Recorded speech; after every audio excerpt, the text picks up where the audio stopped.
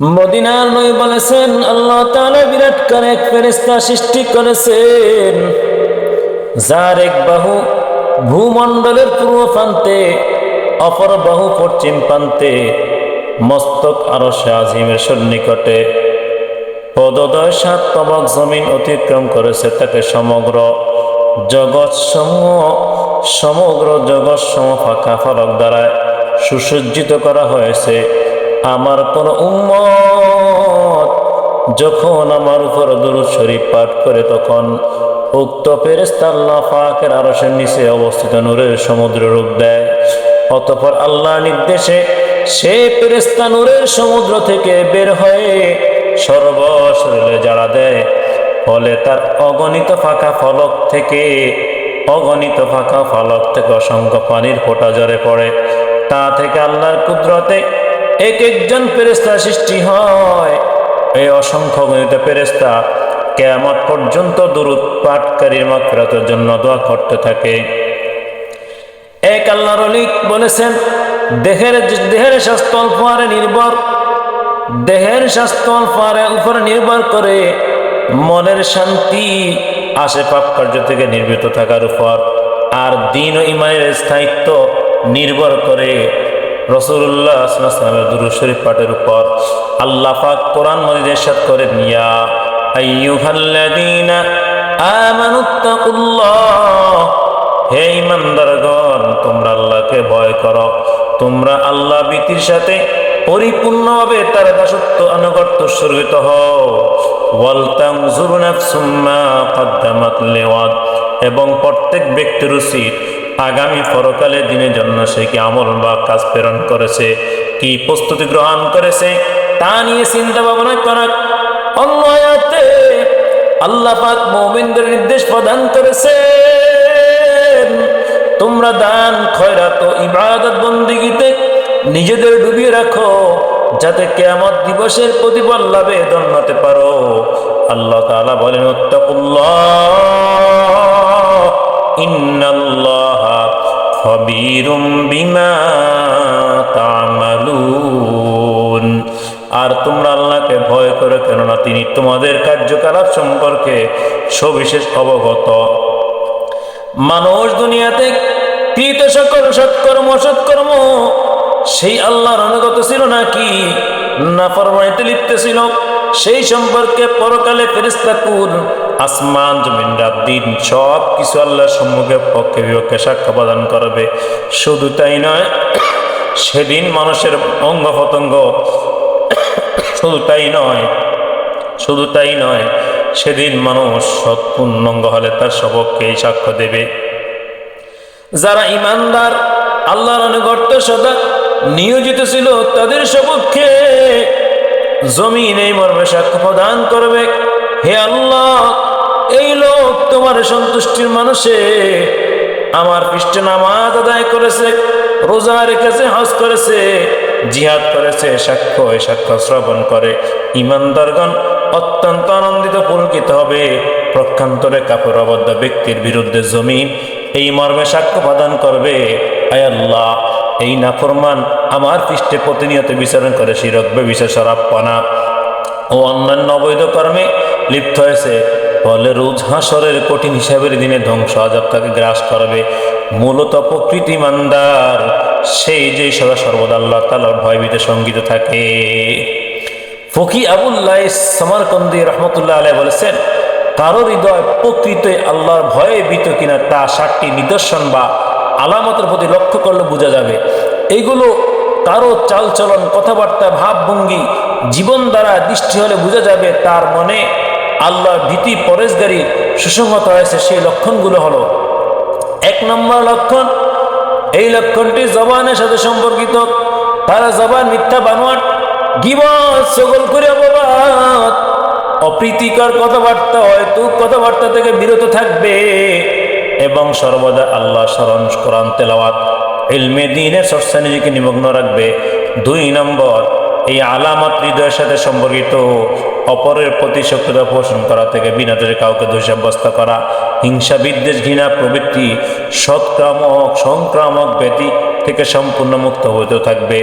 আল্লাহ নবী বলেন, قال رسول الله صلى الله عليه وسلم الحسد يأكل الحسنات كما تأكل النار الحطب হিংসা বিদ্বেষ নেক আমল সমূহ এমন ভাবে গ্রাস করে যেমন আগুন কাঠ জ্বালিয়ে ভস্ম করে দেয়।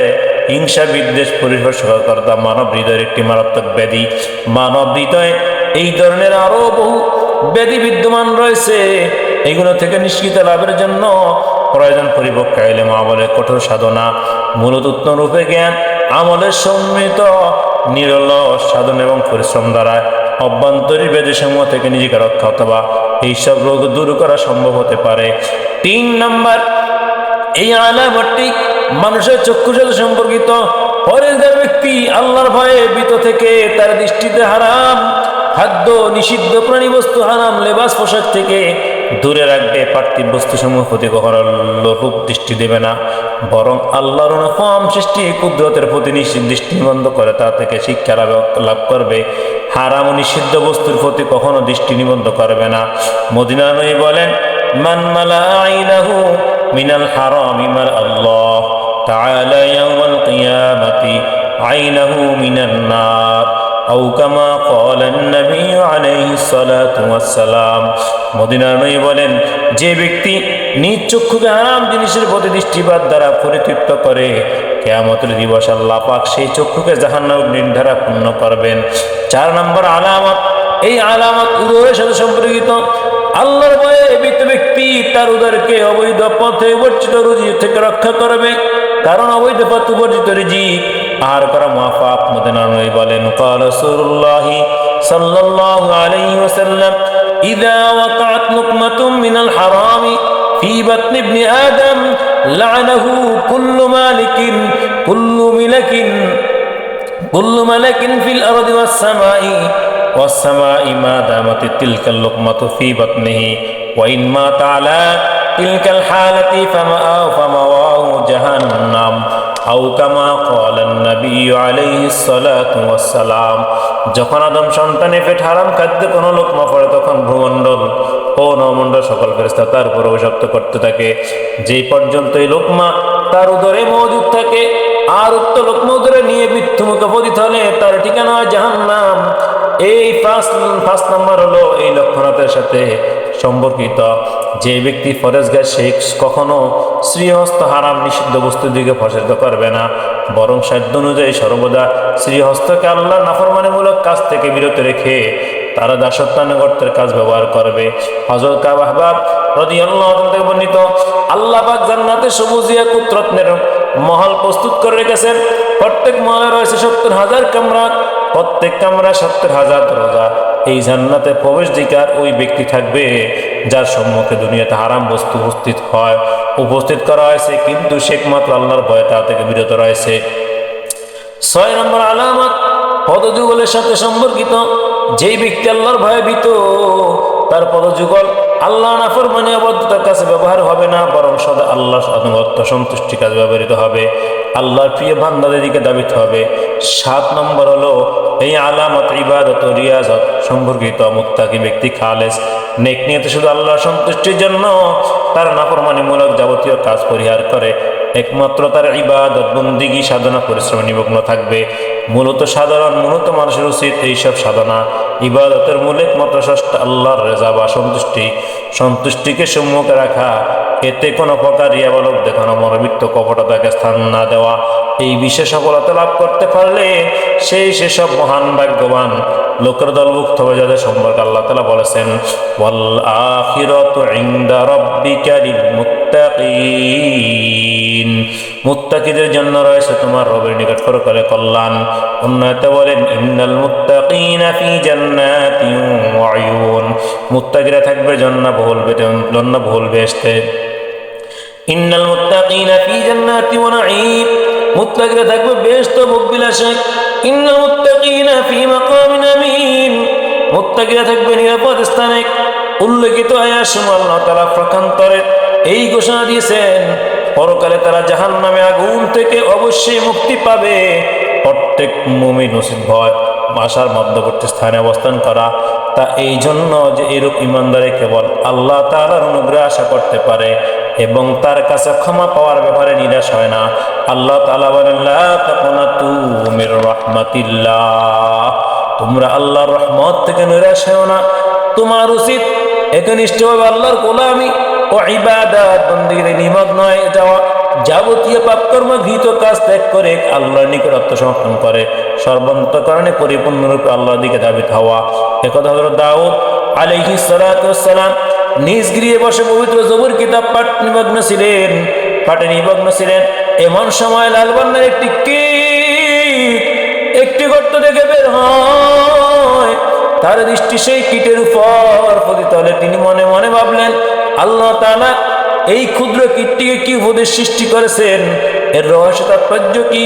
তখন আল্লাহ তাআলা হযরত দাউদ ইসলামের প্রশ্নের জবাবে সেই কীটটিকে বাকশক্তি দান করে তার প্রশ্নের জবাব দিতে হুকুম করলেন।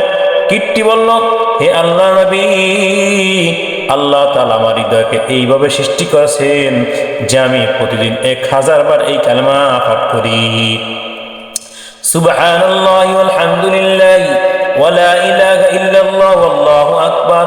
প্রতি রাতে আমি এই দুরূদ শরীফ পাঠ করি, আল্লাহুম্মা সাল্লি আলা মুহাম্মাদিন নাবিয়্যিল উম্মি ওয়া আলা আলিহি ওয়া সাহবিহি ওয়া সাল্লিম। হে আল্লাহ নবী, এখন আপনি বলুন আমার সম্পর্কে আপনার কি ভাবনা?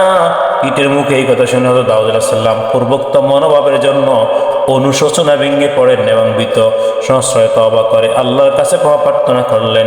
হযরত ইব্রাহিম আলাইহিস সালাম যখন নিজ ভুল ত্রুটির কথা মনে করতেন তখন জ্ঞান হারিয়ে ফেলতেন, এত ভীত হয়ে পড়তেন যে দূর হতে তার বুক ধড়ফড় শব্দ শোনা যেত।